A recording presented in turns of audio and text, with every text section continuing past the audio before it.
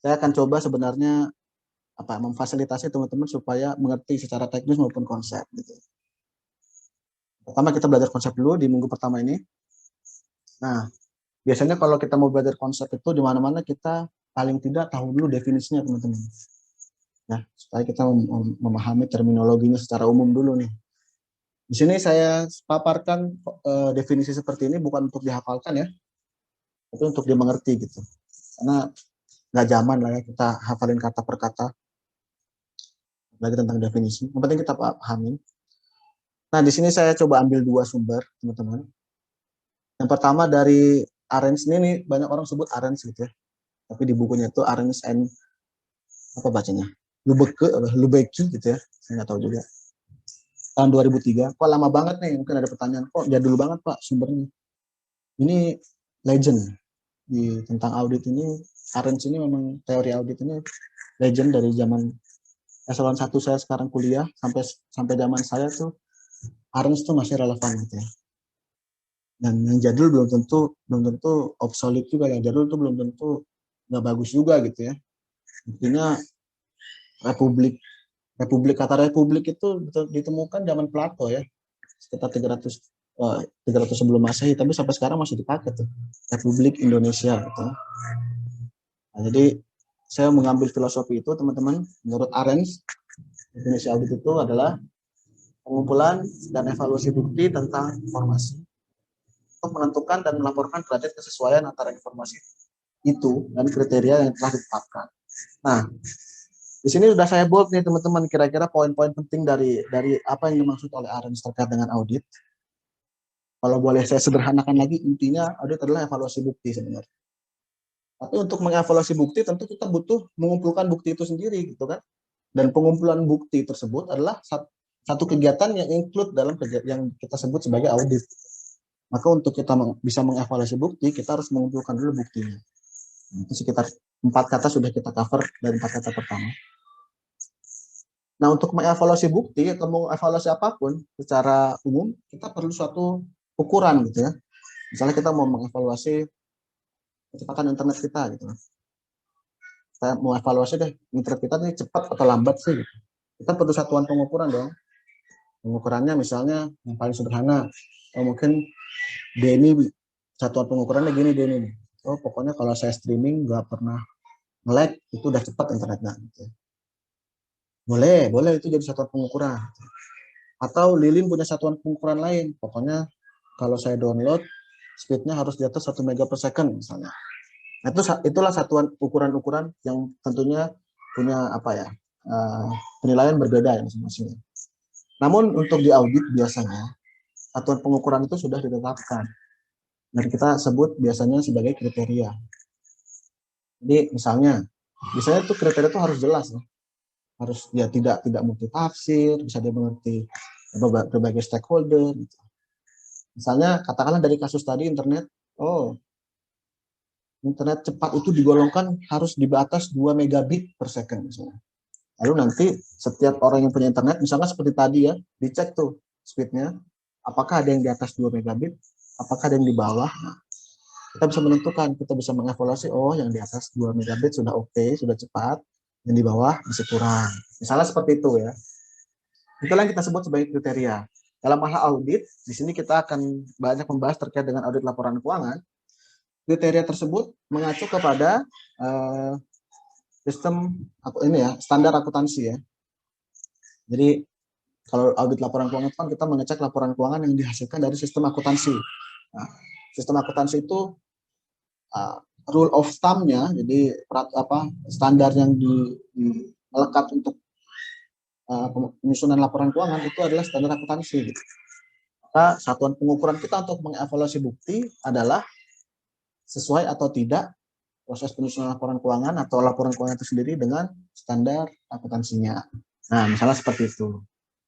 Nah, itu simple definisi dari Arens. Mudah-mudahan bisa dimengerti teman-teman semua terkait dengan definisi audit menurut Arens yang tadi seperti yang saya bilang intinya adalah evaluasi gitu ya. Evaluasi itu perlu bukti, perlu dikumpulkan buktinya, dan evaluasi itu butuh ukuran itu adalah kriteria. Nanti mengecek kesesuaian dengan kriterianya. buktinya tersebut. Lanjut ke ini aksesoris saja sebenarnya. Undang-Undang Nomor 5 Tahun 2011 tentang Akuntan Publik. Jadi di sana disebutkan bahwa jasa audit atau informasi keuangan historis adalah perikatan asuransi. Asuransi ini bahasa serapan dari assurance ya kalau bahasa Inggrisnya. Yang diterapkan atas informasi keuangan historis yang bertujuan untuk memberikan keyakinan memadai atas kewajaran penyajian informasi keuangan historis tersebut, dan kesimpulannya dinyatakan dalam bentuk pernyataan positif. Ini mungkin tidak akan kita bahas lebih lanjut. Intinya di sini yang mungkin saya akan highlight adalah sama seperti tadi ya, kesesuaian dengan kriterianya pasti ada juga di sini komponennya. Keyakinan memadai ya. Jadi audit itu biasanya tujuannya adalah memberikan keyakinan memadai. Dia tuh seperti memberikan garansi gitu, tapi memadai bilang, tidak full, tidak memberikan keyakinan penuh gitu. Misalnya laporan keuangan diaudit oleh auditor. Si auditor ini setelah mengaudit memberikan suatu opini atas atau laporan hasil auditnya demikian, maka dia memberikan keyakinan yang memadai. Memadai itu maksudnya nggak mentok gitu ya, yang cukup lah gitu ya, keyakinan yang cukup bahwa ya laporan keuangan ini sudah sesuai dengan standar akuntansinya. Atas hal-hal yang tidak sesuai dengan standar akuntansinya sudah saya laporkan di laporan audit ini. Nah itu kira-kira tujuannya audit laporan keuangan. Kenapa kok tidak full ini ya, tidak full assurance gitu, keyakinan memadai kok nggak keyakinan yang penuh? Karena audit itu kan tidak bisa menjamin seluruh aspek gitu ya. Karena audit itu kan, apalagi laporan keuangan hanya dilakukan beberapa minggu atau bulan setelah laporan keuangan itu jadi, dan tidak bisa mencakup semua hal yang ada dalam sistem perusahaan, sehingga masih akan ada sisa-sisanya yang kemungkinan risiko-risiko tidak terdeteksi. Karena itu keyakinannya tidak bisa penuh untuk audit. Keyakinannya hanya keyakinan memadai. Oke. Itu sedikit brainstormingnya teman-teman terkait dengan konsep umum audit. Nah, kita langsung skip aja tadi definisinya, lalu ini tahapan auditnya. Tentu di tahapan audit ini teman-teman, beberapa referensi atau sumber tuh punya apa ya, karakteristik masing-masing. Di sini saya coba ambil versi ini aja. Ini yang ditetapkan oleh Doskonya seperti ini sumbernya.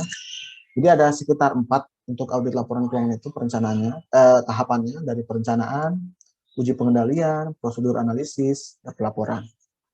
Ini mau dihafal boleh, tapi kayaknya karena ujiannya adalah praktik, kayak nggak penting ya kalau kita menghafal teori ini ya. Yang penting kita tahu konsepnya aja.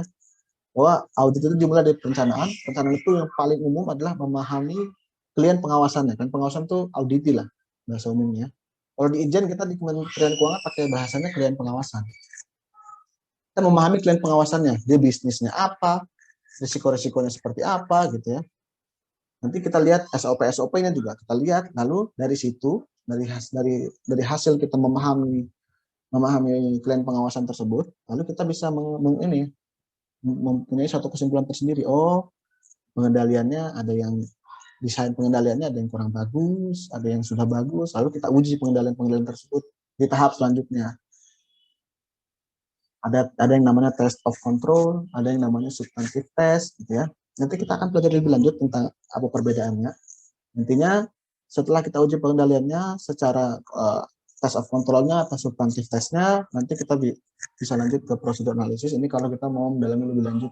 Contohnya misalkan kita audit kas deh, akun kas kita audit, kita telaah lebih lanjut sampai ke dalam-dalamnya misalnya. Nah, di prosedur analisis, lalu di tahapan pelaporan adalah biasanya udah finishing nih laporan. Jadi bukan terkait dengan namanya aja, namanya kan pelaporan, itu kan kegiatan lapor gitu ya. Tapi di dalam tahapan pelaporan ini termasuk kita merapihkan semua dokumen-dokumen atau bukti-bukti auditnya, lalu kita juga nanti mengevaluasi terakhir. Biasanya kalau di akhir itu nanti dievaluasi oleh di atas supervisor tuh. Jadi kalau audit itu ada anggota tim, ketua tim, kalau kita ada namanya di atas ketua tim itu pengendali teknis. Biasanya nanti direview oleh pengendali teknisnya, terakhir seperti apa nih laporannya gitu ya. Lalu setelah direview sudah oke dari pengendali teknisnya, ditanda tangan gitu ya, jadi laporannya, lalu dikomunikasikan nih laporannya. Di sini ada dua kalau teori laporan ini ya, yang untuk audit laporan keuangan ya, apa hasil audit itu disampaikan ke komite audit perusahaan tersebut dan ke manajemennya. Dalam hal ini mungkin direkturnya gitu ya. Itulah kegiatan pelaporan kira-kira teman-teman, pada tahapan pelaporan. Nah, dalam 4 tahapan ini teman-teman semua, nanti kita akan banyak sebenarnya menggali terkait dengan yang saya bold ini nih. Ada test of design yang ada di tahap perencanaan, lalu ada test of control dan substantive test yang ada di uji pengendalian. Kita baca sedikit terkait dengan test of design ya. Sini. Nah, test of design ini masuk ke dalam tahap perencanaan, karena ini kita tuh melihat perusahaan itu, jadi dokumentasinya, prosedurnya seperti apa gitu ya. Itu kita lihat di test of design. Manakala nanti test of design jadi melihat rancangannya atau prosedur. Jadi contohnya misalnya warung deh gitu ya. Warung kelontong gitu ya. Ya proses bisnisnya seperti apa sih? Misalkan kita diminta untuk mengaudit warung kelontong. Ya, proses bisnisnya seperti apa sih? Kita lihat nih. Kita bisa observasi gitu ya. Oh, dia tuh prosedurnya kalau ada pelanggan yang bayar diterima secara tunai, lalu dia buka kunci itunya, mesin kasirnya dia masukkan, misalkan seperti itu. Nah, itu adalah apa prosedur-prosedur atau desain-desain yang perlu kita pelajari atau kita catat lah misalnya. Setelah kita catat, kita dokumentasikan, lalu nanti kita bisa tentukan gitu ya menurut profesional judgment kita nih, ini prosedurnya sudah bagus atau belum sih? Apakah masih tentang atas risiko misalnya, oh kalau prosedur seperti itu mah gampang dicolong misalnya, gampang dimaling atau gampang ditilep gitu ya sama kasirnya dan sebagainya. Nah itu nanti kita uji lagi ke selanjutnya, substantif tesnya misalnya, bener nggak sih selama ini ada yang nyolong, bener nggak sih selama ini ada yang nilep gitu kasirnya ya, dan sebagainya. Kalau test of control gini misalnya, ketika ternyata di sistem kasir tersebut sudah ada tuh proses untuk mencegah dicolong misalnya. Oh, setiap kasir harus input dulu angkanya. Setelah diinput angkanya, nanti keluar, baru bisa kebuka uangnya. Baru nanti di diambil uangnya untuk kembalian dan dimasukin uangnya untuk yang dari pembayaran pelanggan. Nah, udah ada tuh ternyata pengendaliannya. Pengendaliannya harus masukin angka dulu, baru bisa kebuka misalnya. Nah, apakah pengendalian itu efektif misalnya? Pengendalian itu bener ada nggak sih misalnya? Itulah kita uji di test of control. Misalnya, oh bisa nggak sih mesin kasirnya kita buka tanpa kita masukin angkanya gitu. Nah, itu namanya termasuk ke dalam satu yang kita sebut test of control gitu kan. Ternyata pas kita tarik, wah bisa nih, nggak perlu masukin angka kok bisa kebuka nih mesin kasirnya. Berarti kita bisa simpulkan test of controlnya jelek hasilnya gitu ya. Maka dari itu kita perlu melakukan substantif tesnya, bener. Substantif balik lagi, ada nggak maling, ada nggak yang uangnya tuh nggak sesuai dengan pembayaran, kita hitung, kita cash out name, oh ternyata uang yang berdasarkan catatan beda dengan uang yang ada di sana. Nah, itulah kira-kira sedikit contoh terkait dengan test of design, test of control, dan substantive test. Lanjut teman-teman ya. Nah, ini kita lebih lanjut nih. Karena ini yang lumayan penting terkait dengan audit ya, 3 ini ya. Test of design, test of control, substantive test. Ini saya sudah coba berikan contoh lain selain yang tadi yang kasir ya. Nah, ini prosedurnya. Jadi pada saat melakukan kita menelaah, memahami proses bisnis klien pengawasan atau perusahaan itu, kita melihat ada sekitar 7 prosedur nih di sini. Ini contoh saja. Jadi dari yang pertama prosedurnya, ini prosedur penjualan ya. Jadi staf penjualan menerima sales order nih dari pelanggan. Setelah menerima order, lalu diperiksa ada nggak sih barangnya di gudang misalnya. Kalau ada, lalu nanti dia terbitkan invoice tuh berdasarkan sales order itu. Tapi berdasarkan prosedur, sales ordernya harus diarsipkan gitu ya. Jadi setiap dia menerbitkan invoice, sales ordernya harus diarsipkan. Setelah itu, staf penjualan menerima pembayaran dari pelanggan secara cash. Diterima secara cash pembayarannya. Ini seperti tadi kasir warung ya. Lalu staf penjualan juga akhirnya yang mencatat penjualannya ke dalam sistem akuntansinya gitu ya.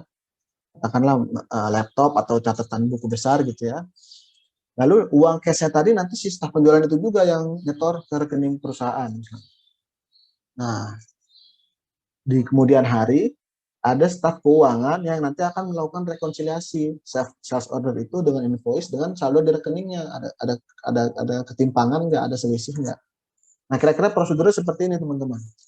Nah, dalam tahap test of design, di sini auditor melihat, SOP mengisyaratkan bahwa terdapat prosedur pengendalian di nomor 3 dan nomor 7. Namun, berdasarkan professional judgment auditor, itu kelihatannya pengendaliannya tidak menghilangkan risiko bahwa uang itu akan ditilep sama staf penjualan. Itu ya kira-kira ya. Nah, kira-kira seperti itu.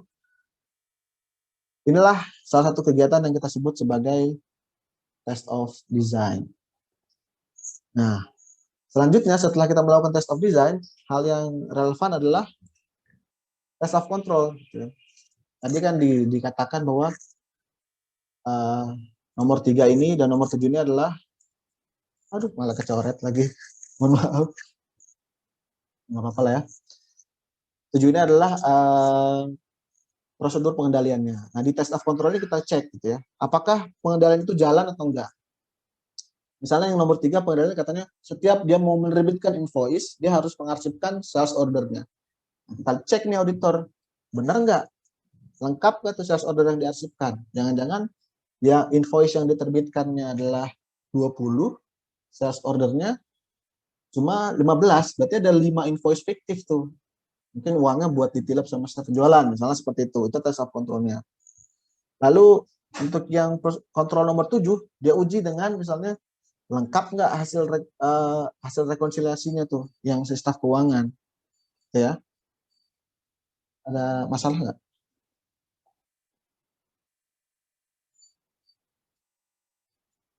Oh, ada yang mati lampu ya, nggak apa-apa. Oke, itu kira-kira kegiatan di test of control, kita menguji masing-masing kontrol yang ada, apakah efektif atau berjalan atau tidak kontrolnya. Lalu lanjut ke substantif test. Nah, ini sudah mulai ke substansi dari risikonya itu apa. Tadi kan substansi risikonya itu uangnya mungkin Pak, misalnya ditilep sama staf penjualan Pak, dia mungkin nerbitin invoice palsu, lalu uangnya nggak disetor ke rekening misalnya. Atau dari pelanggan dibayarkan 100.000, tapi yang dia catat di sistem akuntansinya 50.000. Untuk itu 50.000 lah yang akan disetor ke bank. Nah, risiko-risiko itu yang diuji di substantif test. Dia mengecek antar dokumennya, bener nggak uangnya segitu dari rekeningnya. Nah, kira-kira seperti itu nih. Kalau definisinya bisa dibaca sendiri ya, bahwa lagi tadi kalau test of design adalah menilai kualitas dari rancangan sistem, dari SOP, flowchart atau petunjuk teknis atau dan sebagainya yang ada di perusahaan atau klien pengawasan untuk mengidentifikasi area yang kuat dan area yang lemah pengendaliannya. Lalu di tes of control pengujian apakah pengendalian yang ada berjalan sebagaimana mestinya. Ya, sesuai dengan contoh kita tadi. Lalu kalau di substantif tes ini agak panjang pengertiannya. Memastikan bahwa transaksi dicatat secara akurat dan lengkap. Nah, ini mulai apa ya? Menyinggung terkait asersi manajemen yang kita pelajari di SIA ya. Akurat, akurat itu akurasi ya. Asersinya lengkap, completeness, dan didasarkan dengan bukti-bukti transaksi yang valid dan lengkap. Validity gitu ya misalnya. Serta dicatat sesuai dengan periode tahun buku. Nah, ini cut off biasanya asersinya. Selain itu juga memastikan transaksi benar-benar terjadi, occurrence ya. Nah, ini sudah mulai kepada substansi dari risikonya yang diuji untuk di substantif test. Kira-kira seperti itu, teman-teman. Ada yang kurang jelas? Mau ditanyakan langsung kepada saya, silakan. Kecepatan nggak jelasinnya?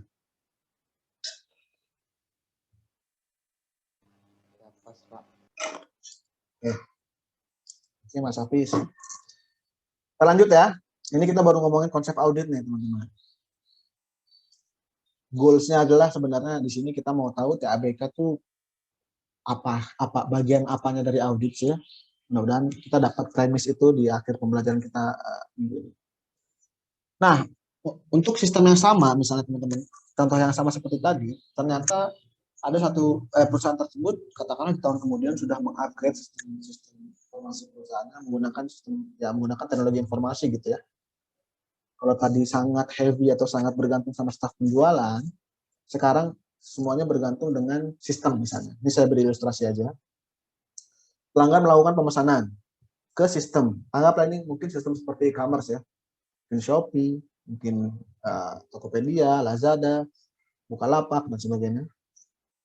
Nanti dari sistem penjualan itu, dia mengecek nih, ada nggak stoknya di dia ya, apakah habis stoknya, terus pre-order dan sebagainya. Gitu ya. Anggaplah stok itu ada tersedia, maka sistem persediaan kita memberikan notifikasi ke sistem penjualan, oh ada siap dipesan barangnya gitu ya. Lalu ketika barang itu siap dipesan, nanti dia memberikan notifikasi sistem keuangan untuk menerbitkan invoice gitu ya. Mohon maaf ini di tempat saya lagi kan, rumah saya di depan musola. Kita pause sebentar ya, 2-5 menit. Pak. Ayo.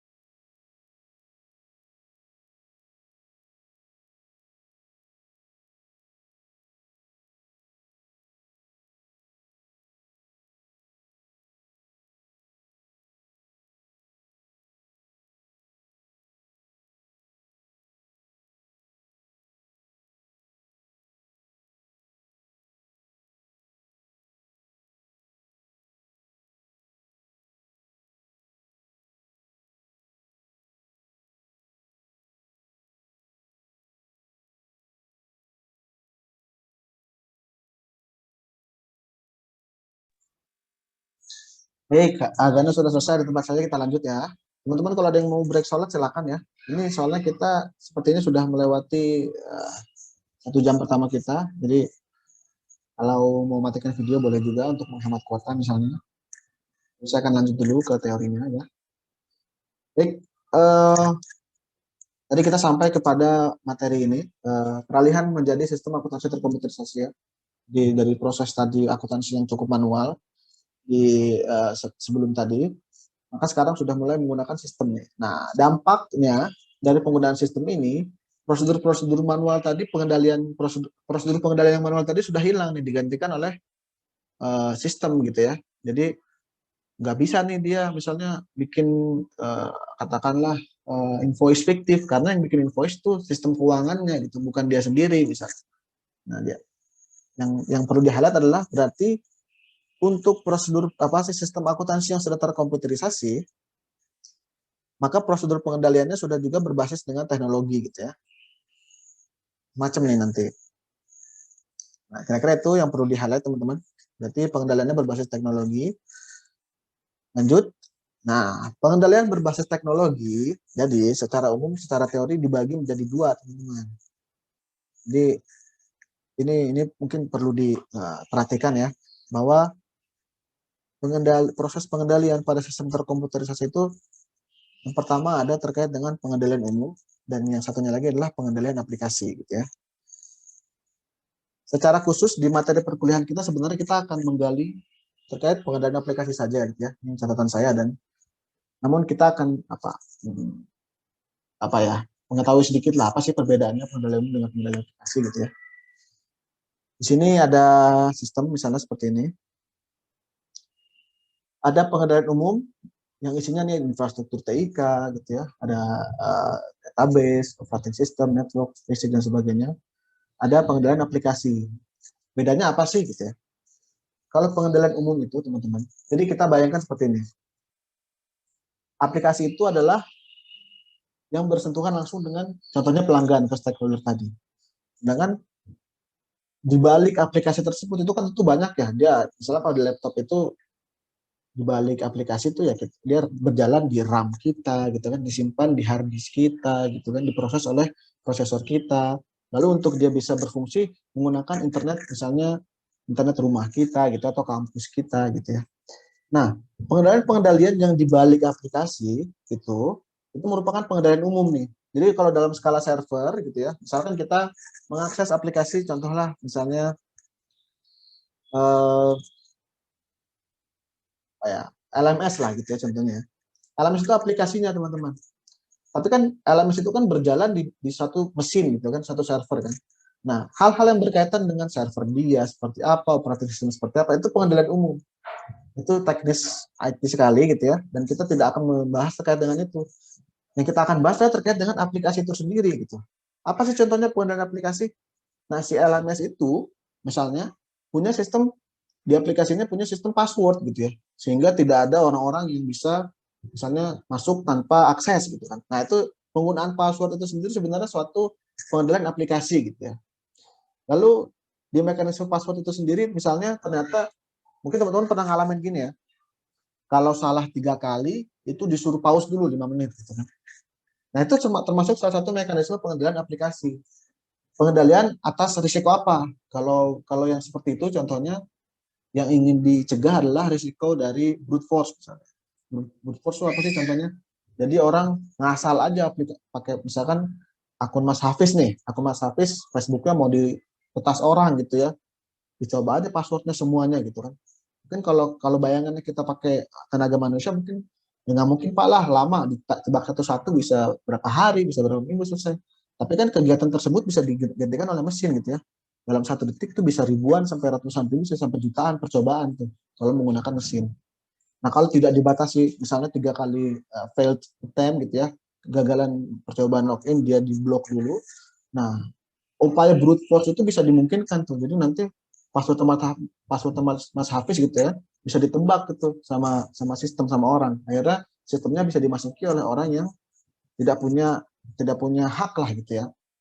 Maka dari itu ditetapkanlah prosedur pengendalian aplikasinya. Oh, kalau 3 kali login gagal password, loginnya gagal karena salah password, dia akan dibukukan dulu misalnya.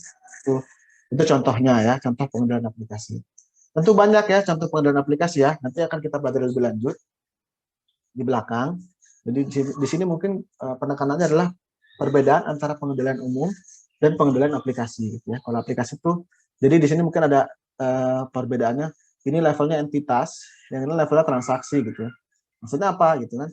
Karena di dalam satu entitas, katakan di dalam satu infrastruktur TK ini bisa terpasang banyak aplikasi. Tentu misalnya di laptop kita contohnya, ini kan banyak aplikasinya. Misalkan kita mau buka Excel atau kita mau buka macam-macam lah ya, kita mau buka misalnya apa ya, aplikasi sekarang banyak yang online ya, ACL misalnya ya. Nah, itu punya pengendalian tersendiri gitu kan. Tapi pengendalian umumnya satu, pengendalian umumnya untuk password masuk ke dalam operating system kita tuh satu, yang nanti di dalamnya akan ada banyak aplikasi gitu. Networknya pun satu gitu ya, satu network, satu internet itu buat seluruh aplikasi. Nah, kira-kira gitu. Makanya itu perbedaannya yang umum itu lebih mencakup semua aplikasi yang umum, modern umum. Sedangkan untuk yang aplikasi itu levelnya per aplikasi ya. Nanti tipe-tipe pengendaliannya tuh ada input, proses, dan output. Kita pelajari deh. Mudah-mudahan bisa lebih jelas. Nah, karena sudah ada tadi model pengendalian aplikasi gitu ya. Di sini saya coba memberikan perbandingan atas perbedaan masing-masing jenis pengendalian ya. Yang pertama tentu pengendalian secara manual. Nah, ini yang paling primitif lah kalau kita bicara terkait dengan pengendalian internal. Jadi contohnya di sini artinya mungkin kita bisa baca di sini aktivitas pengendalian terhadap aplikasi yang dilakukan oleh manusia gitu ya. Sehingga sifatnya tidak terotomatisasi. Pengendalian yang sifatnya manual memiliki kegagalan karena human error gitu ya, atau juga karena niat jahat dari si orang tersebut untuk pengendalian yang manual gitu, karena bergantung pada manusia gitu ya. Dan manusia itu kan kita tahu sendiri banyak sekali keterbatasannya ya. Nah, selain pengendalian yang manual, ada juga pengendalian yang semi manual. Namun dalam bahasa lebih umumnya di dunia audit itu kita sebut sebagai ITDM, IT Dependent Manual gitu ya. Ini gabungan ya, gabungan antara pengendalian aplikasi dengan pengendalian manual. Jadi contohnya seperti apa? Misalnya untuk proses review absen misalnya, absen tetap harus direview oleh dosennya misalnya, harus oke. Jadi datanya sudah masuk secara aplikasi, tapi dosen tetap harus confirm gitu ya, harus klik. Nah itu butuh butuh aplikasinya, tapi butuh juga manusianya gitu ya. Jadi ini gabungan antara manual dan aplikasi. Nah selanjutnya terkait dengan pengendalian aplikasi, nah ini secara sederhananya sudah terotomatisasi gitu ya. Jadi sudah sistem yang melakukan pengendaliannya. Nah, bisa dibaca di sini aktivitas pengendalian yang diprogram dan dan melekat pada aplikasi atau yang berdasarkan pengaturan konfigurasi. Jadi sudah di coding lah, algoritmanya sudah ada di aplikasi sehingga pengendalian itu dilakukan secara otomatis. Tidak perlu misalnya klik lagi oleh manusianya. Nanti contohnya akan kita lihat di slide selanjutnya. Nah, kalau tadi teman-teman, ini adalah perbandingan jenis pengendalian berdasarkan sifat interaksi manusianya. Jadi ada yang full manusia, ada yang gabungan manusia sama sistem, ada yang full sistem atau full aplikasi. Nah, kalau berdasarkan tahapannya, sebagaimana tadi di slide sebelum ini, pengendalian itu dibagi menjadi 3 nih. Ada yang input, proses, dan output gitu ya. Dalam konteks pengendalian aplikasi ada 3 ini ya, input, proses, dan output. Nah, satu adalah input, jadi pengendalian yang dirancang untuk memastikan bahwa data yang dimasukkan ke dalam aplikasi itu telah diotorisasi akurat dan lengkap. Ini masih banyak ya dilakukan ya. Misalnya ini agak manual nih kalau seperti ini. Sebelum misalnya akuntansi nih, sebelum bukti transaksi itu diinput ke dalam sistem harus dicek dulu misalnya sama orangnya. Udah bener belum nih? Udah lengkap belum? Udah ada tanda tangannya belum? Kalau udah baru dimasukin ke dalam input. Itu contoh pengendalian yang manual. Kalau pengendalian input yang otomatis misalnya bisa contohnya seperti ini. Katakanlah sistem akuntansi itu nanti ada nama akun dan ada jumlah rupiahnya gitu ya. Nah, misalnya untuk mencegah supaya rupiahnya itu nggak ngaco gitu ya, dia cuma bisa diinput oleh karakter-karakter numerik. Mungkin kita sering nih di Google Form juga kan suka ada gitu ya. Untuk data-data yang numerik itu kita tidak bisa masukkan huruf-huruf gitu ya. Jadi cuma bisa angka aja 1 sampai 0 sampai 9 misalnya. Nah, itu salah satu contoh bentuk pengendalian aplikasi di proses input. Kalau di tahapan proses pengendalian aplikasi contohnya dia nanti kita akan pelajari contohnya belakangan. Di sini mungkin pengertiannya adalah pengendalian yang dirancang untuk mencegah dan mendeteksi kesalahan pada saat data transaksi diproses atau setelah data transaksi di-entry ke aplikasi. Jadi kalau di-entry, katakanlah nanti aplikasi tersebut memiliki satu prosedur perhitungan. Nah, perhitungannya itu sudah dilakukan oleh mesin gitu, nggak perlu dihitung manual oleh penggunanya. Itu salah satu jenis pengendalian aplikasi diproses. Sedangkan di output ini pengendaliannya untuk output aplikasi tertentu gitu ya. Nanti dilihat misalkan apakah lengkap atau akurat, setiap mau di report gitu dia harus misalkan secara otomatis sudah mengecek sudah lengkap atau belum nih checklistnya. Kalau belum selesai checklistnya dia nggak bisa di print misalnya. Itu contoh pengendalian di tahapan output. Nah ini contoh konkretnya teman-teman untuk manual, ITDM, dan aplikasi di masing-masing proses. Di input bisa dibaca ya. Contohnya tadi sudah saya sampaikan. Kalau yang kita langsung aja ke aplikasi. Misalnya pengendalian aplikasi pada tahapan input adalah akses ke menu aplikasi sesuai dengan role yang dimiliki gitu ya. Jadi yang bisa mensubmit misalnya daftar hadir teman-teman hanya dosen gitu ya. Itu role itu sudah ditentukan dari akun-akun untuk loginnya gitu. Jadi atas risiko misalnya mahasiswa mensubmit atau mengkonfirm daftar hadir sendiri itu tidak bisa karena role mahasiswa tidak memiliki menu itu. Nah, itu contoh pengendalian aplikasi di tahapan input. Untuk diproses misalnya ada pajak gitu ya. Di aplikasi pajak itu pajaknya kita nggak ngitung sendiri teman-teman, udah dihitungin sama sistem. Kita cuma tinggal masukin penghasilan neto kita berapa nih.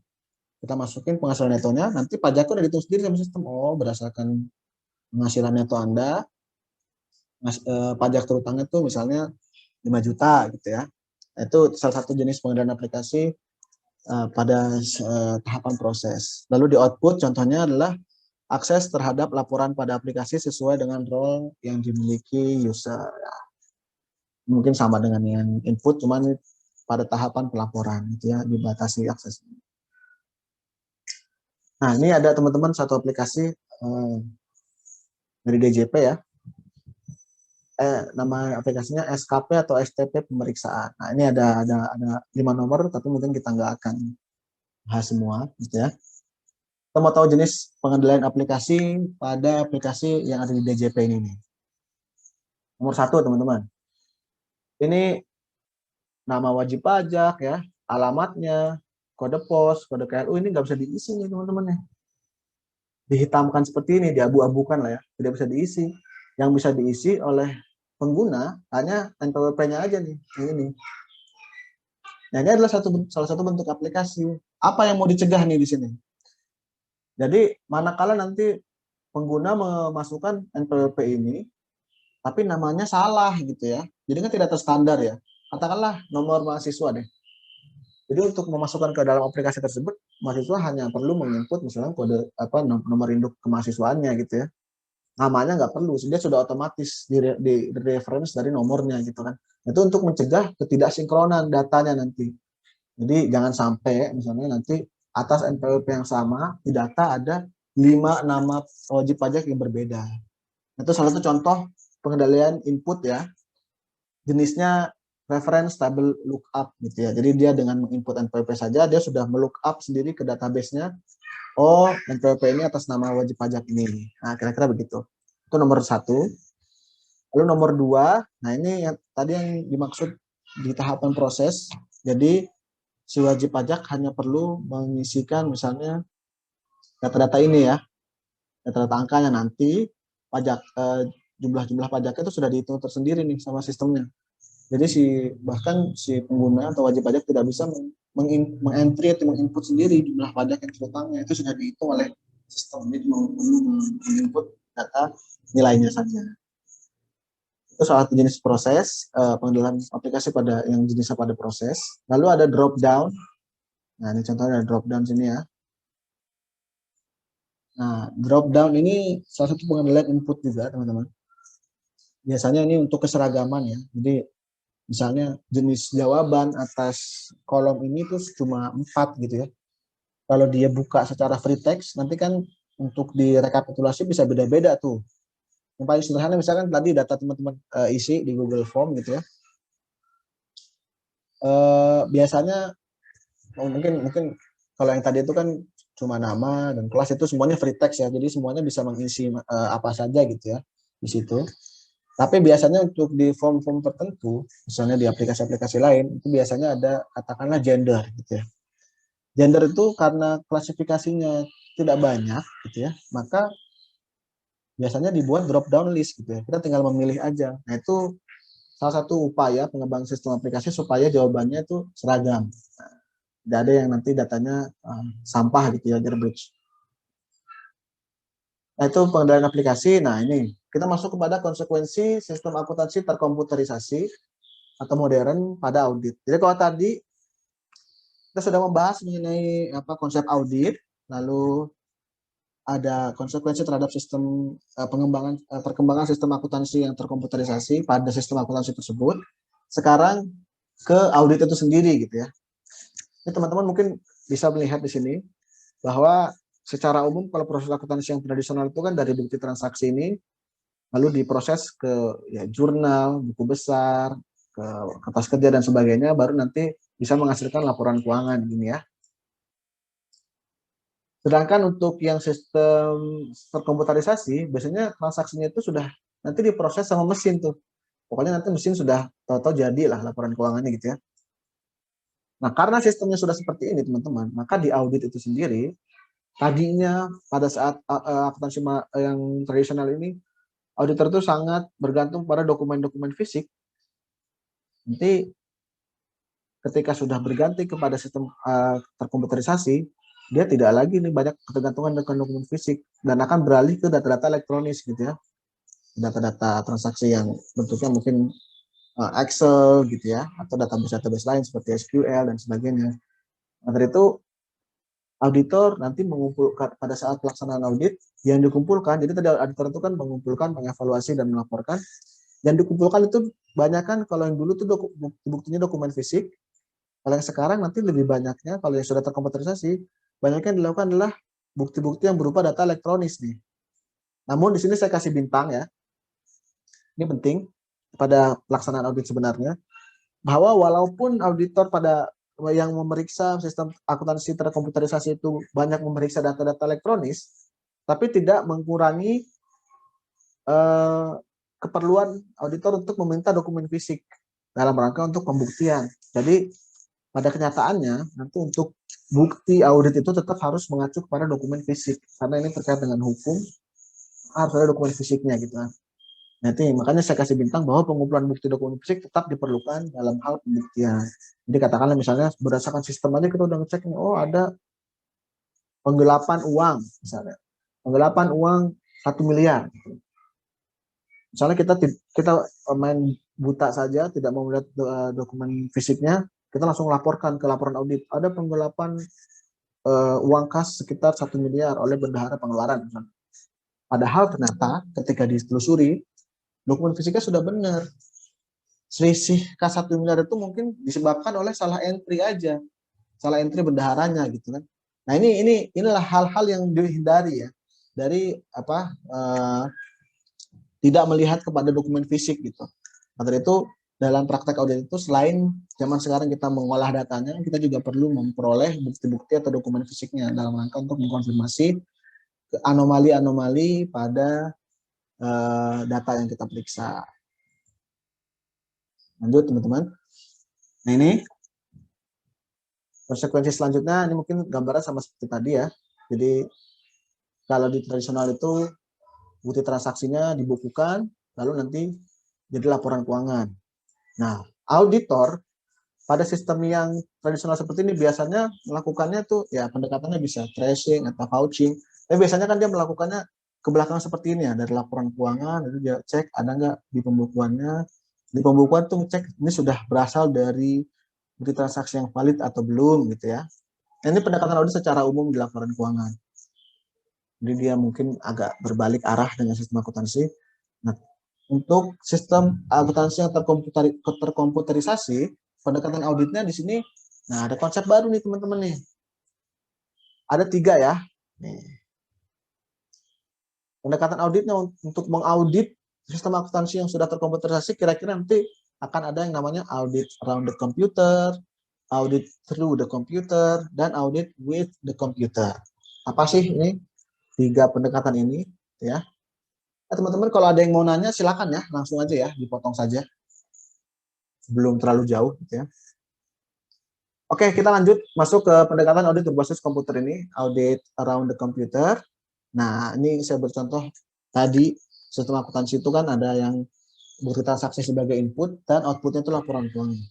Ketika kita dihadapkan pada sistem yang seperti ini, lalu kita misalkan memilih pendekatan audit around the computer, ini sebenarnya ya tidak jauh perkembangannya atau improvementnya dari audit yang pendekatannya manual gitu. Karena audit around the computer ini seolah-olah gini, bukti transaksinya kita ambil, nanti kita hubungkan dengan output itu sendiri di luar sistem gitu ya. Jadi tidak mengaudit menggunakan sistem yang ada gitu. Tidak di sekitar environment yang ada atau sistem yang ada. Jadi inputnya diambil, nanti dia cocokkan dengan outputnya.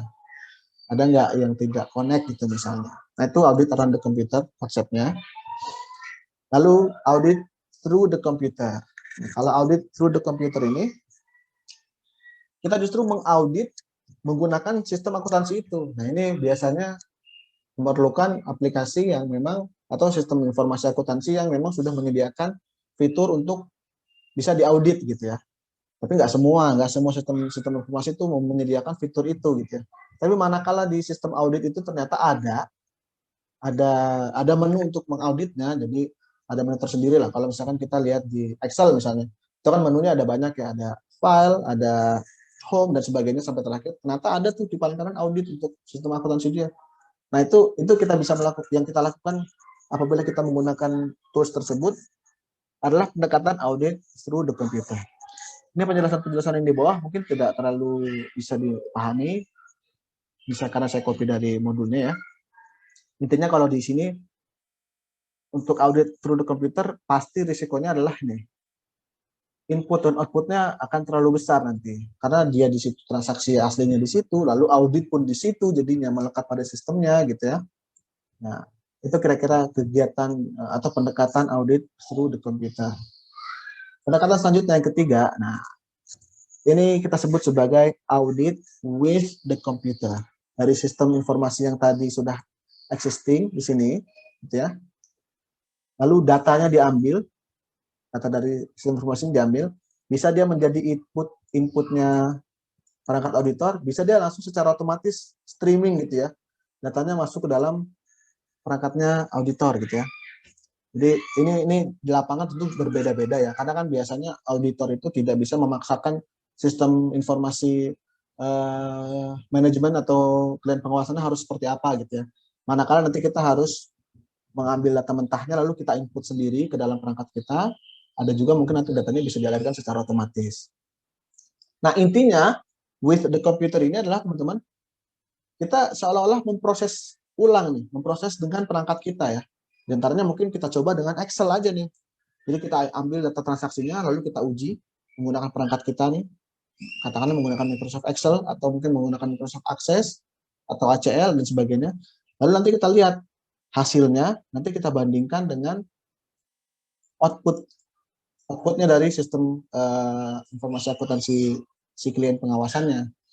Nah, inilah sistem seperti ini yang kental atau sangat erat diasosiasikan dengan TABK nih teman-teman. Nah, ini kita mulai sudah menjangkau istilah TABK itu sendiri gitu ya. Jadi sistem inilah atau skema ini atau pendekatan ini yang banyak orang sebut sebagai TABK. Walaupun audit through the computer juga sebenarnya secara filosofi bisa diartikan sebagai TABK. Namun konteks yang kita ingin pelajari di mata kuliah ini TABK adalah yang seperti ini gitu ya. Lalu nanti tadi ada simulasi sejajar gitu ya. Nah, simulasi sejajar sebenarnya ini, kita nanti misalnya kita lakukan rekalkulasi ulang akuntansinya, menghasilkan laporan keuangan sendiri di output perangkat auditor kita, lalu kita uji saja gitu ya, secara sejajar output aplikasi auditor dengan output aplikasi akuntansinya gitu. Ada perbedaan nggak? Nah, itu yang dimaksud dengan nanti parallel simulation ya, atau simulasi sejajar yang akan nanti pelajari di minggu-minggu yang akan datang. Baik, di sini sudah kita singgung sedikit terkait dengan TABK yang mana erat dengan audit with the computer. Lalu kita masuk kepada TABK-nya itu sendiri ya. Nah, kita mulai masuk kepada yang kita sebut sebagai mata kuliah kita nih, TABK. Ini mungkin tidak ada di modul lain nih, ini terkait dengan definisi ini karena saya mau bedah sendiri terkait dengan filosofinya, bahwa TABK itu kan secara umum ada 4 kata gitu ya. Cuma saya coba bagi menjadi 2 nih. Yang satu adalah teknik audit, yang satu adalah berbantuan komputer. Jadi simpelnya kalau kita mendefinisikan dari kata-katanya saja gitu ya. Teknik itu kan mungkin ya cara atau metode ya, metode kita untuk melakukan sesuatu. Nah, sesuatunya itu dalam konteks ini adalah audit gitu ya. Maka teknik audit adalah ya cara-cara kita untuk mengaudit gitu ya. Bahasa teorinya mungkin seperti itu, cara-cara yang ditempuh auditor untuk memperoleh pembuktian dalam membandingkan keadaan yang sebenarnya dengan keadaan yang seharusnya ya. Ini kan tadi ini ke sana definisi audit, ini adalah definisi tekniknya gitu ya. Cara-caranya gitu. Jadi cara-cara untuk melakukan audit yang berbantuan komputer. Nah, berbantuan komputer. Nah, kalau kita lihat di KBBI, komputer itu artinya ini nih, alat elektronik otomatis yang dapat menghitung atau mengolah data secara cermat menurut instruksi dan memberikan hasil pengolahan serta dapat menjalankan sistem multimedia. Nah, sebagaimana kita tahu ya, definisi komputer di zaman sekarang itu kan sangat luas ya. Kita bisa bilang smartwatch itu komputer, kita bisa bilang ya, handphone atau tablet gitu ya. Banyak yang berkaitan dengan multimedia gitu kan. Namun dalam hal konteks pembelajaran mata kuliah TABK ini teman-teman, yang akan kita maksud sebagai komputer adalah ini nih, yang berkaitan dengan penghitungan dan pengolahan data gitu ya. Jadi cara-cara untuk audit yang berkaitan dengan alat yang disebut komputer. Komputer itu digunakan untuk menghitung atau mengolah data. Nah, kira-kira sederhananya seperti itu nih. Untuk kita dapat memberikan menangkap gambaran terkait dengan TABK itu sendiri ya. Nah, kalau ini definisi yang lebih firm karena ini ada di Peraturan Inspektur Jenderal tahun 2014 nih saya termasuk tim yang menyusunnya nih bareng dari konsultan EY ya saat itu ya. Nah, di Kemenkyu Itjennya sudah bikin ini di tahun 2014. Nah, di kementerian-kementerian lain bahkan di BPK-BPKP baru banyak pengembangan continuous audit itu dimulai sekarang nih. Jadi memang dalam hal continuous audit atau TABK ini Itjen Kemenkyu cukup terdepan nih, banyak dijadikan studi banding oleh kementerian-kementerian lain gitu kan. Karena di tahun 2014 kita sudah membuat pedoman ini gitu ya, dan juga membuat roadmap-nya secara 5 tahun. Konsepnya sebenarnya TABK ini nanti ujung-ujungnya bisa dilakukan yang namanya continuous audit, teman-teman. Nanti akan kita singgung sedikit apalagi tuh ya continuous audit ya. Sekarang kita fokus dulu ke TABK. Di sini berdasarkan peraturan Inspektur Jenderal tahun 2014 ini, TABK itu merupakan satu teknik ya analisis data. Ini inline atau sesuai dengan definisi yang tadi kita sampaikan, pembatasan terkait dengan komputer, pengolahan dan penghitungan, yang mana di sini diartikan sebagai analisis data, menggunakan perangkat TI untuk membantu proses pelaksanaan audit. Nah, sesimpel itu sebenarnya teman-teman definisinya.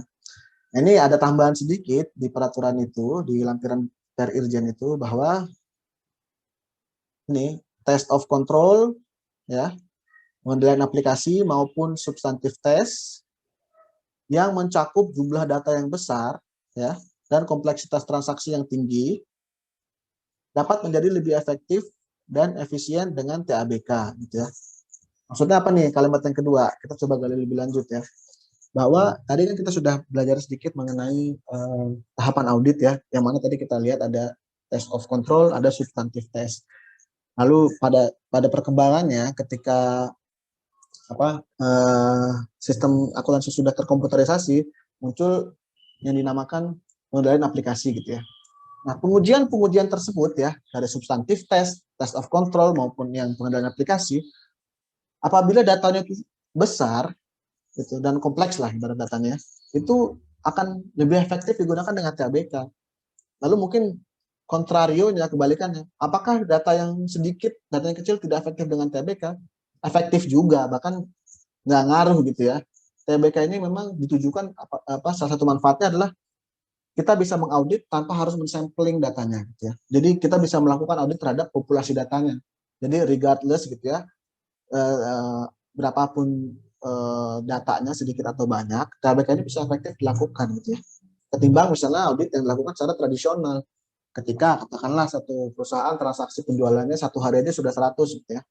Berarti di 1 tahun dengan asumsi 1 hari itu tetap akan ada sekitar 36.000 gitu ya.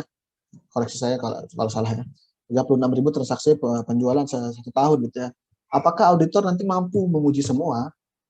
Kalau pendekatan tradisional sepertinya terlalu berat gitu ya. Karena kan penugasan audit mungkin hanya dilakukan dalam waktu 1 bulan gitu ya paling lama misalnya.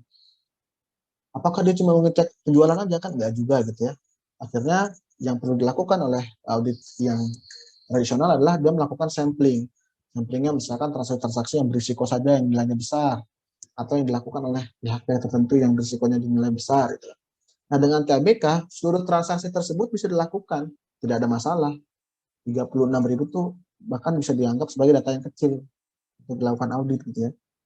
Pengalaman saya ini untuk dalam kegiatan saya mengaudit itu datanya sudah jutaan tuh recordnya. Dan sudah nggak bisa lagi menggunakan Microsoft Excel karena Excel itu hanya efektif di 1 juta kurang lah datanya. Lebih dari itu nge-lag tuh Excel ya. Nah itulah paling nanti constraint-nya ketika data itu sangat besar, balik lagi ke kekuatan komputernya, apakah laptopnya memadai gitu ya.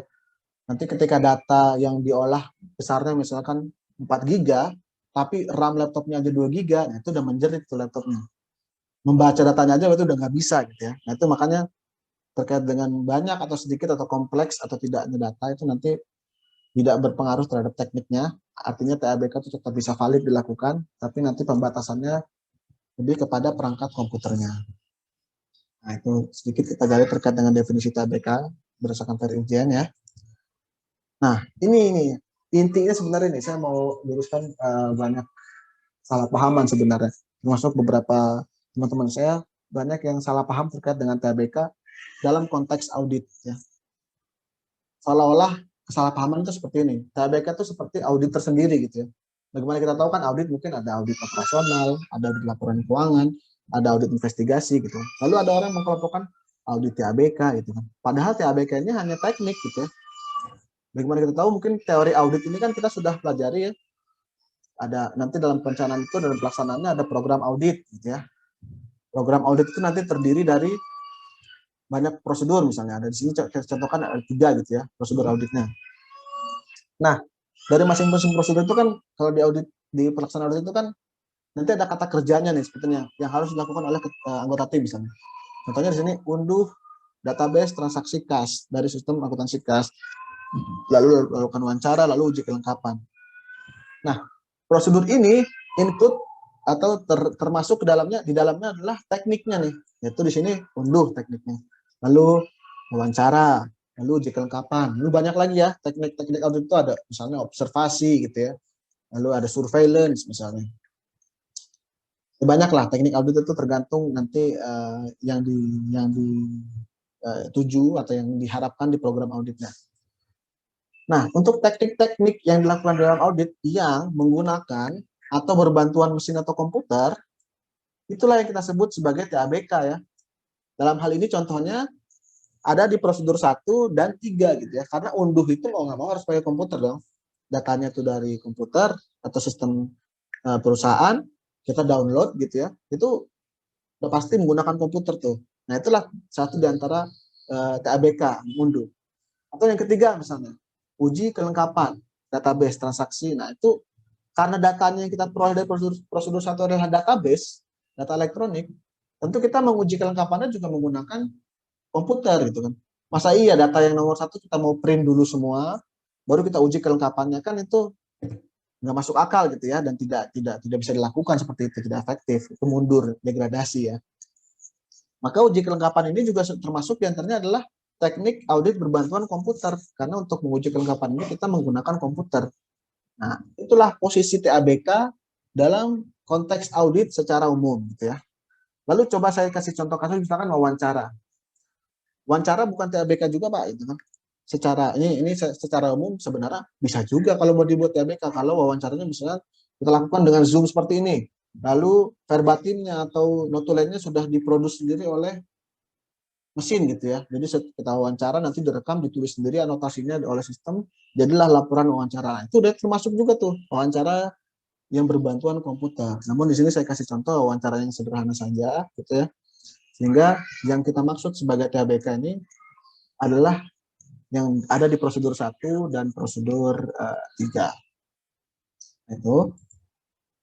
Nah, ini manfaat penerapan TABK. Nah, teman-teman mungkin nggak perlu dihafal ini ya. Ini saya juga masukkan dari penelitian saya, ini ada di SPAP. Kurang lebih saya akan bacakan 3 saja mungkin ya.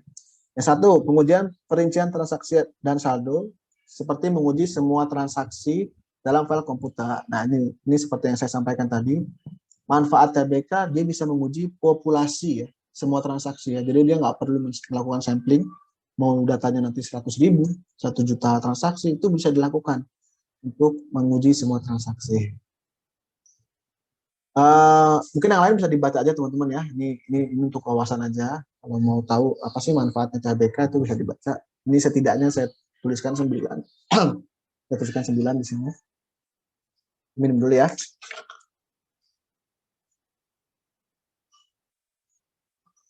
Nah, ini contoh-contoh penggunaan TABK pada auditnya teman-teman. Saya kasih tahapan ini dari Irjen tadi.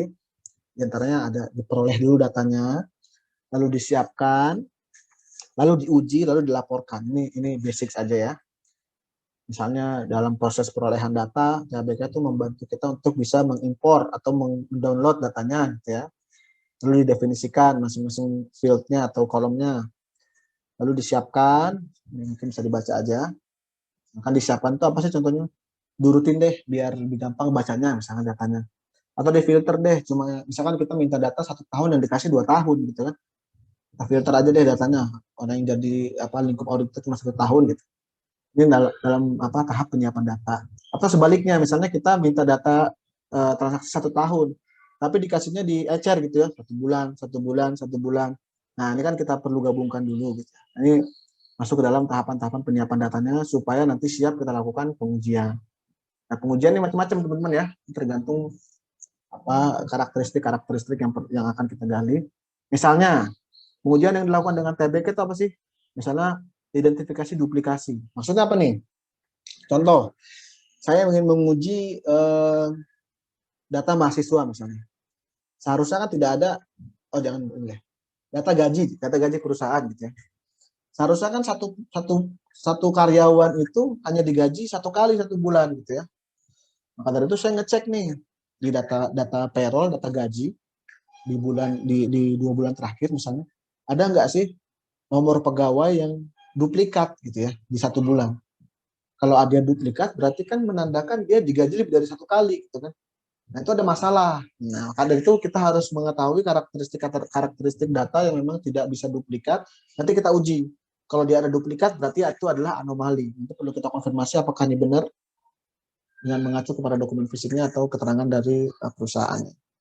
Atau uji kelengkapan data, ini mungkin agak simpel ya, lengkap atau tidak datanya. Atau nanti menguji mengidentifikasi gap. Nah misalnya katakanlah nomor invoice gitu ya. Nomor invoice itu dalam satu perusahaan nomornya harus berurutan, nomor 1, 2, 3, 4, 5 dan seterusnya. Nah, nanti ini cek apakah ada yang lengkap gitu ya. Oh, misalnya setelah dilihat dari nomor invoice nomor 3 langsung ke nomor 7 gitu. Nah, ada gap di sana. Nah, itu perlu dicari, kalau misalkan ketemu itu bisa jadi anomali atau temuan kita nanti dalam kegiatan audit. Selanjutnya nanti mungkin ada benefit analysis, rekalkulasi dan sebagainya. Nah, dalam pelaporan ini THBK bisa membantu kita untuk mengekspor datanya. Jadi kalau tadi analisis sudah selesai, pengujian sudah selesai, kita ekspor untuk jadi laporan datanya atau auditnya. Atau juga THBK bisa membantu kita dalam melakukan visualisasi data nih. Visualisasi data contohnya ya, misalkan kita membuat grafik untuk menyampaikan kepada auditinya, ada ini Pak, ada fluktuasi yang tidak wajar misalkan di manajemen kasnya di bulan tertentu. Biasanya di setiap bulan misalnya transaksi itu berkisar antara 100 juta sampai 1 miliar. Di bulan Maret ada satu transaksi yang nilainya saja langsung 10 M gitu kan. Itu kan lebih kelihatan kalau divisualisasikan tuh, dibuat grafik gitu ya. Tiba-tiba di bulan tertentu ada naik seperti ini. Nah itu bisa dilakukan dengan THBK sehingga penyampaian hasil temuannya lebih menarik atau lebih bisa dimengerti. Oke, lanjut. Nah, sudah mau akhir teman-teman ya. Ini jenis-jenis perangkat THBK, ini tentu tidak terbatas pada apa yang disebutkan di sini ya. Dan juga termasuk pengelompokannya. Pengelompokannya juga, jadi saya juga agak galau gitu ya ketika ingin menentukan teori siapa yang saya pakai nih untuk mengelompokkan jenis perangkat THBK. Tapi saya gunakan ini saja. Akhirnya ada 4 jenis perangkat THBK. Jadi ini saya memberikan pesan atau disclaimer kepada teman-teman. Mungkin di materi lain atau di referensi lain pengelompokannya bukan 4, mungkin juga 5, mungkin juga cuma 3 gitu ya. Tapi nggak masalah gitu ya. Menandakan hal ini tidak bisa diujiankan teman-teman. Karena memang kita juga ujiannya praktik gitu ya. Nah, tapi yang pasti yang paling jelas teman-teman, jenis perangkat yang paling umum digunakan biasanya adalah spreadsheet. Gitu ya. Spreadsheet ini banyak contohnya, dan paling populer itu Microsoft Excel. Ini jadul banget, atau 1, 2, 3, nggak tahu masih ada atau enggak. Gitu. Contoh lain misalnya, tentu Google Spreadsheet termasuk spreadsheet. Atau kalau di Mac, kayaknya ada di versi Mac itu namanya Numbers kalau nggak salah. Tapi kurang powerful lah kekuatannya untuk melakukan pengolahan data ya. Lalu ada query and reporting, ini contohnya Power Query, Crystal Report, dan banyak lagi yang lainnya. Lalu untuk database management system, tentu ini juga paling banyak seperti ini contohnya. Ada Microsoft Access, MySQL, ada SQL Server, ada Oracle dan sebagainya. Tapi saya nggak masukkan semua, tentu tidak perlu gitu ya, hanya untuk kawasan aja. Lalu di antara yang paling penting juga ini adalah Generalized Audit Software. Di sini termasuk spesialisasi saya dalam mengaudit, saya menggunakan ini ACL. Bedanya apa? Kalau spreadsheet ini sudah sebagaimana kita ketahui ya, seperti Microsoft Excel itu ya seperti kertas kosong saja, kita bisa ngapa-ngapain di sana. Dan dia tidak dikhususkan untuk mengaudit sebenarnya. Dia lebih fleksibel lah. Spreadsheet itu bisa digunakan untuk melakukan rekapitulasi, pencatatan, gitu kan, dan macam-macam. Lalu kalau generalized audit software ini ditujukan memang toolsnya dibuat untuk audit gitu. Jadi katakanlah seperti ini. Untuk di spreadsheet kita untuk menguji apakah ada yang misalnya penghitungannya salah gitu ya, atau menguji kelengkapan ya, menguji duplikasi deh. Kita mau menguji apakah ada duplikasi ini di data ini. Wah, kita bisa di Excel kita harus namanya tuh workaround gitu ya. Cari-cari solusi dengan formula-formula yang ada. Misalnya, kita bisa menggunakan untuk menguji duplikasi, kita bisa menggunakan misalnya count if. Nanti kalau count if-nya lebih dari satu, berarti dia lebih dari satu. Contohnya seperti itu. Atau kita juga bisa menggunakan contohnya ya macam-macam lah. Kita bisa menggunakan pivot, kita bisa menggunakan filter gitu ya. Artinya kalau di spreadsheet itu memang penggunaannya itu fleksibel gitu ya. Dia menyediakan banyak cara, banyak fitur. Nanti kita tergantung bagaimana kita memanfaatkannya. Sedangkan kalau tools-tools yang dikategorikan sebagai GAS ini, Generalized Audit Software, biasanya dia sudah ditentukan toolsnya, sudah ada dari sananya. Karena dia memang ditujukan untuk audit gitu ya. Jadi nanti di menunya itu sudah ada uji duplikat, kita tinggal klik datanya yang mana, keluar hasilnya. Nah, itu kira-kira contoh atau ilustrasi terkait dengan Generalized Audit Software. Kita lanjut nih di slide terakhir teman-teman, pada akhirnya gitu ya. Di contoh audit tools pada tiap tahapan audit. Sekali lagi ini tidak untuk dihafalkan, hanya untuk kawasan saja. Ya, jadi yang poinnya pada slide ini adalah bahwa audit THBK itu bisa dimanfaatkan di semua tahapan audit, teman-teman. Mau itu di perencanaan, itu banyak tools-tools yang bisa membantu kita untuk melaksanakan audit. Pada saat uji pengendalian, ini seperti yang tadi ya, tahapan yang di atas ada 4, maupun di prosedur analisis, maupun di pelaporan, itu banyak tools-tools atau aplikasi-aplikasi yang bisa kita manfaatkan. Dan ketika kita sudah memanfaatkan aplikasi tersebut, itulah teknik-teknik audit yang kita sebut sebagai teknik audit berbantuan komputer. Mungkin itu dari saya teman-teman semua. Ada yang mau bertanya? Hasil ini slide-nya sudah selesai. Nah ini terima kasih. Kalau ada yang mau bertanya silakan.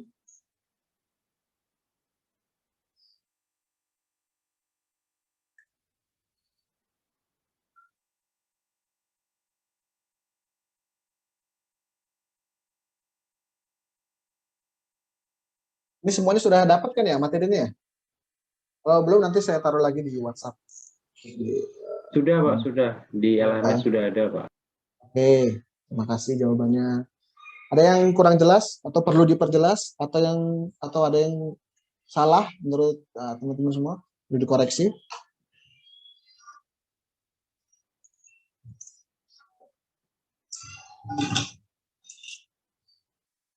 Nah, ada? Mas Hafiz tadi unmute.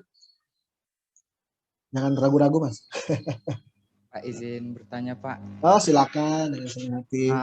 Tadi kan TABK ini salah satunya untuk menguji substantif ya, substantif tes gitu.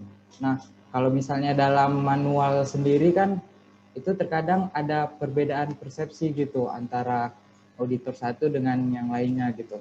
Nah, ini dalam TABK ini gimana gitu, Pak? Nah, terus kemudian apakah hasil dari manual dan dengan berbantuan komputer itu akan sama atau beda gitu, Pak? Baik, makasih Mas Hafiz pertanyaannya ya.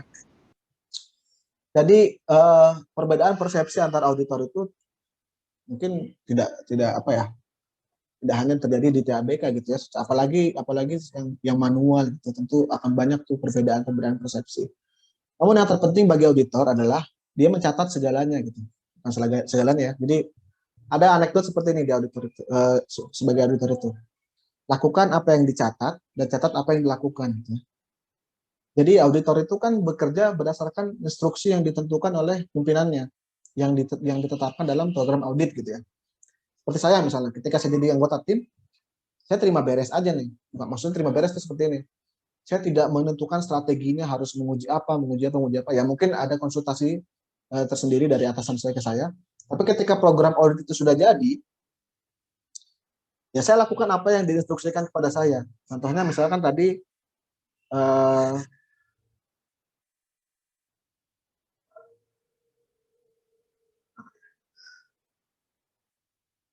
ini misalnya, saya diminta untuk unduh database transaksi kas dari sistem akuntansi kas perusahaan. Saya unduh, nanti hasil pekerjaan saya, cara saya seperti apa dan hasilnya seperti apa itu dicatat semua, didokumentasikan. Begitu juga di prosedur yang lain. Sehingga apabila nanti ada perbedaan persepsi yang signifikan gitu ya, nanti bisa ditelusuri. Ditelusuri apa sumbernya. Apakah mungkin saya melakukannya tidak sesuai instruksi atau instruksinya kurang jelas gitu ya. Dan kemungkinan itu sebenarnya ada, namun apa ya? Itulah sebabnya audit itu kegiatan yang sangat apa ya? Berjenjang gitu ya. Berjenjang reviewnya. Jadi seperti ini, bayangannya di Inspektur Jenderal seperti ini, teman-teman.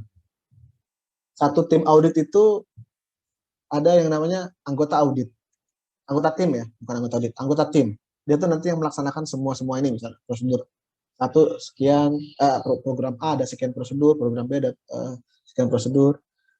Itu nanti dilakukan oleh anggota tim. Hasil pekerjaan anggota tim nanti akan direview oleh ketua timnya. Katakanlah tadi dalam satu tim itu ada 3 anggota tim. Nanti 3 anggota tim itu pekerjaannya direview oleh ketua timnya. Nah, pekerjaan anggota ketua tim itu hasil reviewnya akan direview lagi oleh pengendali teknis di atasnya lagi. Di Irjen seperti itu ya. Nanti setelah jadi laporannya oleh pengendali teknis, itu masih harus direview lagi oleh inspekturnya, eselon 2-nya gitu ya. Karena yang menandatangani laporan itu pengendali teknis, inspektur. Maka ini adalah pekerjaan yang sangat berjenjang gitu. Jadi pekerjaan audit ini memang apa ya? Reviewnya tuh berulang-ulang sehingga perbedaan persepsi yang substantif gitu ya, harusnya bisa dicegah melalui proses review tersebut gitu ya. Jadi pertanyaan yang kedua terkait dengan apa ya? Apakah nanti beda gitu ya hasilnya manual dengan TABK? Secara konsep seperti tadi ya, beda itu tidak berpengaruh terhadap tekniknya, lebih kepada subjektif. Namun secara kualitas harusnya sangat berbeda. Apalagi untuk data-data atau transaksi-transaksi yang jumlahnya banyak dan kompleks gitu ya. Apalagi transaksi tersebut sebenarnya sudah dilakukan berdasarkan apa ya, sistem komputer akuntansinya. Tentu harusnya dilakukan review menggunakan data juga, dan baru nanti hasilnya ya harusnya bisa lebih menyeluruh ya. Makanya tadi saya bilang kalau tradisional itu biasanya untuk data-data yang banyak dia harus melakukan sampling. Nah, kalau dia misalkan dari 1000 transaksi dia hanya men-sampling 100, mungkin yang bermasalah tidak dijadikan sampel bagi dia gitu kan. Sehingga kesimpulan dia itu untuk transaksi penjualan tidak ada masalah gitu. Semuanya sudah sesuai dengan ketentuan. Karena dia melakukan sampling 100 dari 1000. Sedangkan ketika TABK itu dilakukan, jadi dia melakukan pengujian terhadap populasi datanya, ketemu tuh misalnya dari 1000 ada nih 50 yang bermasalah gitu ya. Nah itu kan tentu beda tuh akhirnya tuh. Hasil output dari yang manual dengan TABK tuh berbeda. Karena itu harusnya yang bisa lebih diandalkan adalah pengujian TABK, karena ya kenapa harus sampling lagi kalau bisa populasi gitu ya. Kira-kira begitu Mas Hafiz, sudah menjawab belum? Jawab Pak, terima kasih. Ada lagi teman-teman yang mau ditanya?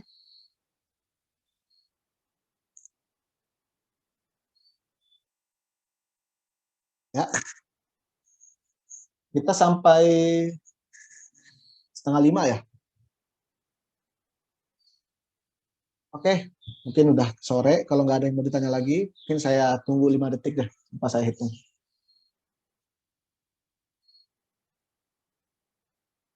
Oke,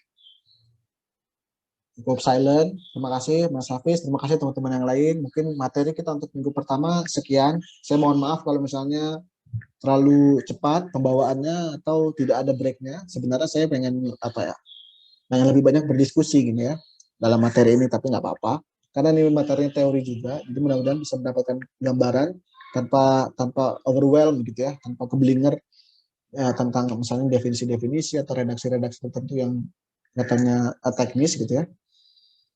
Sekali lagi materi kuliah ini nanti lebih banyak kepada praktik. Jadi materi-materi di sini perlu dipahami saja, tidak perlu dihafal gitu ya. Itu saja dari saya teman-teman. Mudah-mudahan bisa diterima materinya. Dan dijadwalkan mungkin di minggu depan kita akan review sedikit, mungkin ada kecil-kecilan nanti kita kuis sedikit terkait dengan materi ini, tapi tidak perlu dijadikan beban yang berat gitu ya, karena nanti kuisnya diperbolehkan membuka modul atau googling gitu ya. Jadi sedikit untuk dokumentasi saya seberapa efektif pembawaan materi di minggu pertama. Itu saja teman-teman semua dari saya. Kalau tidak ada pertanyaan lagi, saya akan tutup. Kita sudahi perkuliahannya. Di sisa waktunya sekitar 10 menit yang mungkin bisa dipakai untuk istirahat atau beribadah. Oke. Baik, terima kasih ya. Oke, kita akhiri. Wassalamualaikum warahmatullahi wabarakatuh. Waalaikumsalam warahmatullahi wabarakatuh. Terima kasih, Pak. Terima kasih, Pak. Waalaikumsalam warahmatullahi wabarakatuh. Terima kasih, Pak.